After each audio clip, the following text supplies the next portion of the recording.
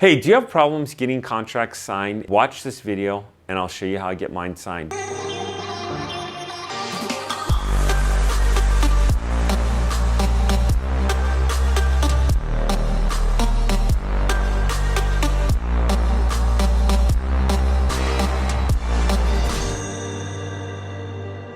Do me a favor, if you've not subscribed to my channel, go and click the subscribe below. Click the notification link. I'd love for you to be one of my lucky winners. A deal I'm working on right now, and some of you heard this on my live cold call, it was pretty cool. I got a $1,500 payout deal, actually slightly more than that. And there was more than one fund available, not a whole lot, but there were some other funds available that I went ahead and put in the contract as well. This guy called me back. He was a little leery, like people are, so I stuck with data, and he's a trustee. So I gave him all the information. He's like, yeah, well, he did live there. Yeah, he did have the bank account there. I had nothing but data. Now, there's a lot of transitions in this business, and people get lost in translation, for lack of a better word. And you don't want to get lost in translation. So the first thing I said to him is, I said, there's going to be 3 agreements I'm going to send to you for your approval.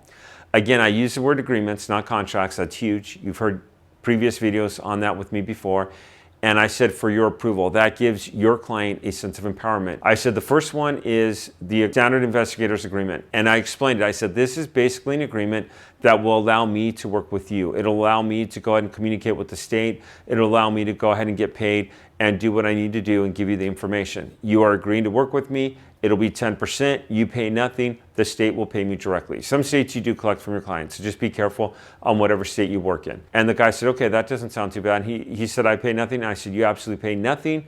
This is just an agreement. And if I don't get you paid, I don't get paid, which is good because basically I'm going to work that much harder. Otherwise, I'm working for free. So that was number 1. Number 2 was a claim for abandoned property. I said, this is basically your claim that you're putting in to claim the property that's gone dormant. And the third agreement was a table of heirship. And I just said, it'll basically show the heirs. You're the trustee. You're going to put in the information and we're going to send that in. You're going to go ahead and sign that and we're going to sign that. So I explained all 3 agreements to him. And he said, okay, this sounds good. And he said, can I see him on the email? So I went in and I showed him to the email. And then the guy called me and he said, no, when you have a client call you, they're a pretty serious client. He said, I'm going to take these and have these notarized right now. And I said, hold off, wait. One of these has to be on yellow paper. I really appreciate it, but this one has to be on yellow paper. And the guy goes, oh, I didn't know that. I didn't know that. And I said, I'll FedEx them to you and I will send them over to the post office. But before I go here, when I emailed him, I again put a bullet point under what each of the 3 agreements were. This allows me to go ahead and work with you. It allows me to be paid and the state will pay me directly and I could communicate with them. This one is you claiming the abandoned property. This is the table of heirship, which they're going to require. And then I checked off the documents. Here are the documents you're going to need in this. When I went to go FedEx this, a bad thing I did on my part, I called him to verify that. He had actually called me, like I said, but then I called him and I explained the 3 agreements to him one more time. And I said, I'll go and I'll FedEx these to you. So I FedExed them to him. He took them, he had them notarized on his own.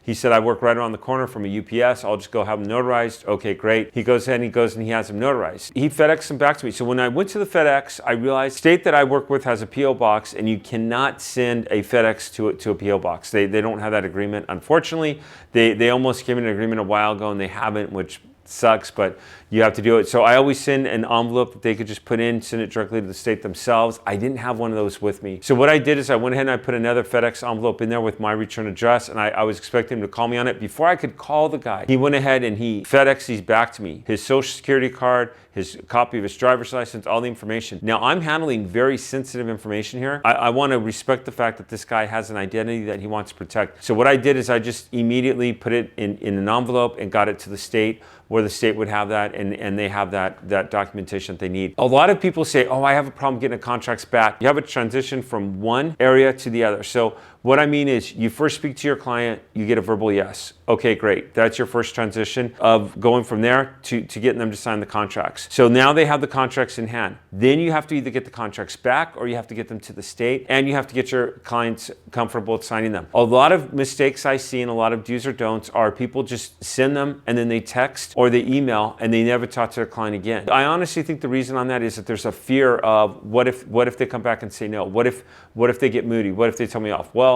you're never going to know if you don't call them and find out. You know, I would rather call someone and have them just be direct and honest with me than hope they're going to answer an email or a text message. I mean, they don't know you. In this case, and it was a very small deal, it's $1,500. we're dealing with $1,500 commission. It was $15,000 for the deal, $1,500 commission, which is great. I mean, I got this within 20 to 30 minutes of the phone call. Literally, I have maybe an hour put in this deal. No job I've ever had has ever paid me $1,500 an hour, not one. So you're calling 10 people a day, 50 people a week, 200 people a month.